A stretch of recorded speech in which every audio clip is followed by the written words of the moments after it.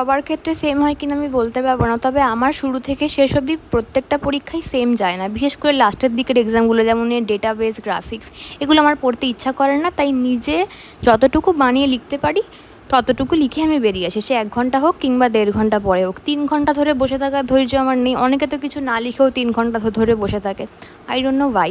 তবে আমি প্রথমে হল থেকে বেরোচ্ছি বলে আমার খাতা উল্টে উল্টে দেখে একটা ভর্তি এক্সাম হলে নিজেদের মধ্যে গসিপ করাটা, এটা আমি কিছুতে অ্যাকসেপ্ট করতে পারি না। বাট তারপর আমার মনে পড়ে আমি তো কিছু করতেও পারবো না, কারণ আমার অত পাওয়ার নেই। যাই হোক, যে একটা কথা আছে না, যখন তুমি কলেজ যাও না, কারোর সাথে মেশো না, কারোর ব্যাপারে তোমার কোনো ইন্টারেস্ট নেই, কিন্তু লোকজনের তোমার ব্যাপারে অনেক ইন্টারেস্ট, সেটাই আমার সাথে হয়ে চলেছে।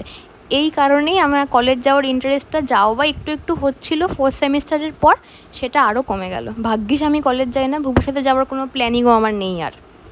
যাই হোক, কিছু করার নেই আমার।